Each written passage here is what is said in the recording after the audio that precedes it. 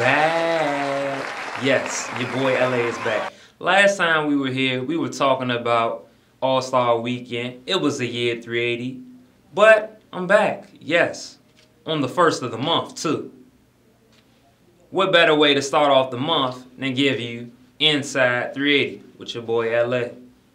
Now, we're going to be talking about three hot topics today. We're going to be talking about the MVP race in basketball. We're going to be talking about UFC. And if you don't know, now you know. Because I'm going to inform you about a spicy situation when we're talking about UFC. And then we're going to finish off talking about NCAA basketball. Highlighting none other than our Kentucky Wildcats. Yes, yes.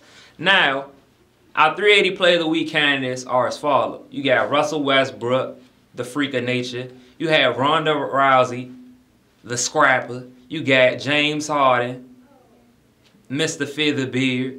You have Trey Lyles, the UK product. And then you have the king. That king being Mr. LeBron James. Now, we're going to talk about the MVP race.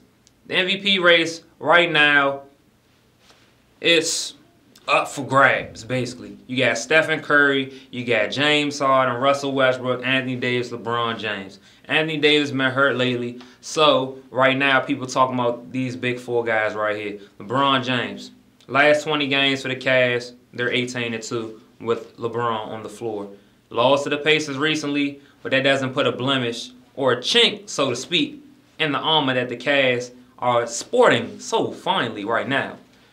They're 37-23, third in the East, right behind the Bulls, and they're coming.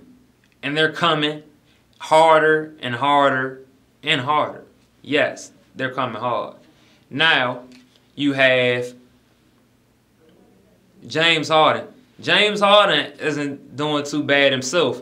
He's keeping the Houston Rockets relevant in a tight Western Conference without his Superman, Mr. S on his chest himself. Dwight Howard has been out of commission for about a month now. He's been on and off the floor all throughout the year, and he hasn't even looked like himself.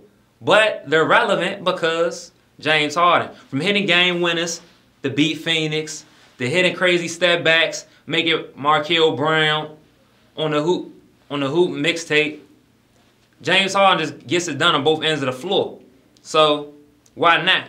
You had Russell Westbrook, 3 straight games with a triple-double. You got Anthony Davis. He blocks every shot. He grabs main boards, and he's scoring. What more can you say? He's the best young player in the game, and he'll be the best player in the game in a few years. Mark my words. UK product. What more can you say? But right now, I don't even know what to say. You got Stephen Curry, too, the sniper. He knocks down everything. Ooh, from the handles to the improved defense. Guys are shooting at lower percentages guarding Stephen Curry than they ever have in his career before when Stephen Curry was playing defense. It's just ridiculous. This will be a fun one to watch. My pick right now, James Harden, it's kind of like the LeBron effect a couple years ago.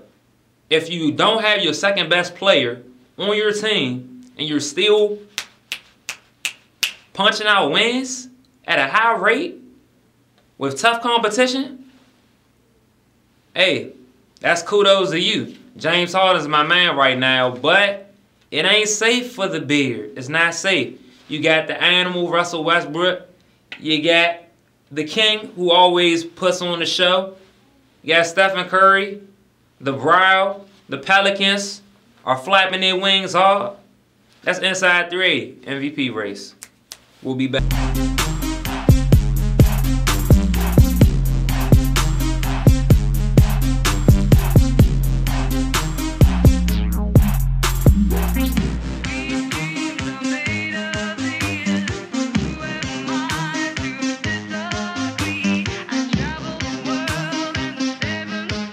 Time for round 2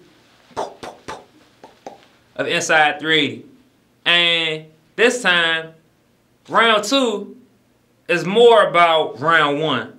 Yes, well, not more of a round 1, but, you know, you get the gist. We're talking about UFC. Ronda Rousey beat Kat Zingano in 14 seconds. 14 seconds. Let me repeat that. 14 seconds. The quickest title bout in UFC history. Her last fight was 16 seconds. The fight before that, she beat the girl in 66 seconds. The last 3 fights she had, under 2 minutes. This girl can go. Her first 8 fights as a champ, she won all off armbar submissions. Last 2 fights, 2 TKOs. In this fight, she won off the armbar again. She said in her interview that people don't fight like themselves when she's in the ring. They do irrational stuff.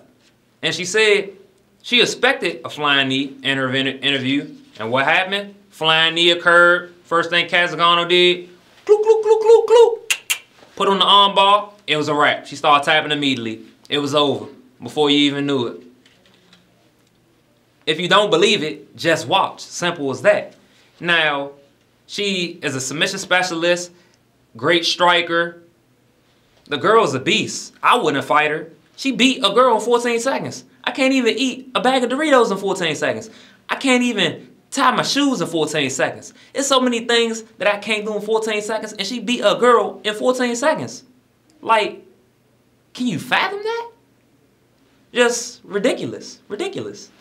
That's Inside 380 UFC. Inside 380 won't be over in 14 seconds, but check out NCAA basketball next.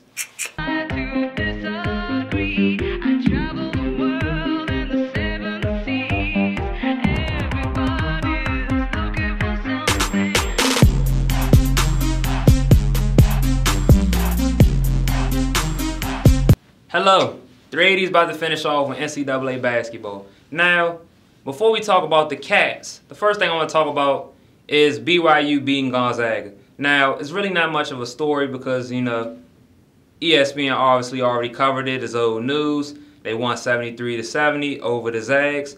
But the big story is that the Zags aren't as impervious as we thought. But the simple fact is that with the Zags losing to BYU, who's not ranked, in a low conference as in the West Coast Conference, it lets you know they're not as good as we thought. And all this, Gonzaga could beat UK. Oh, look at Cal. Cal's a former UK student, blah, blah, blah. Dead, cut that. Rewind, pause, play. What you need to know is that Gonzaga doesn't have any chance, not now or today. Simple as that. Now let's talk about the Cats. The Cats won their last 2 games pretty decisively. They beat Arkansas 84-67. They're doing their thing. Trey Lyles has played good in both performances, leading the team in scoring in both games. They're what we thought they were. The best. And they're going undefeated. No surprise. Now let's go to the real surprise. The Lady Cats. You know, the women's basketball team. Women's basketball team did something that was pretty scintillating. They beat number 2 South Carolina 67-56 on senior night in our building, Memorial Coliseum, and they did what they were supposed to do. They got the dub. Now, they've been playing awful. I saw a atrocity when they got blown out by Texas A&M. They've been poor defensively lately. They've been scrounging for the victories. They won a close one last week, 56-51, versus Mississippi State, another ranked team in the SEC. Wins have been hard to come by lately by the women's basketball team. So it was a revelation to see that type of W as we head into the SEC tournament. Now 21-8. They're ranked number 13, but that probably will vault them back into the top 10 in college basketball. And I expect another strong tournament run. I'm going to show you the 385, my 380 play of the week. Shout out to Ronda Rousey, 14 seconds. Craziest thing I ever heard of in my life. Inside 380, LA, out.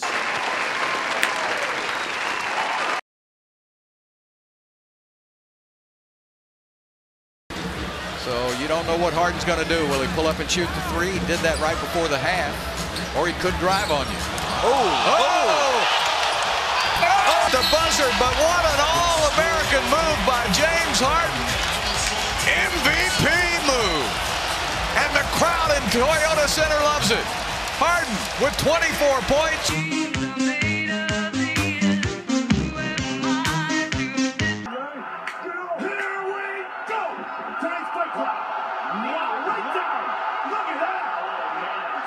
Brought to you by Bud Light, Joe. Perfect fit for whatever happens.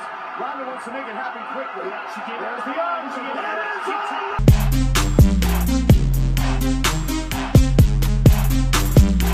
Some good Thunder defense. Charging the other way. Westbrook. The takeoff. The landing. Down it goes. What a play by Westbrook, taking it coast to coast. And Eric Bledsoe didn't know whether to take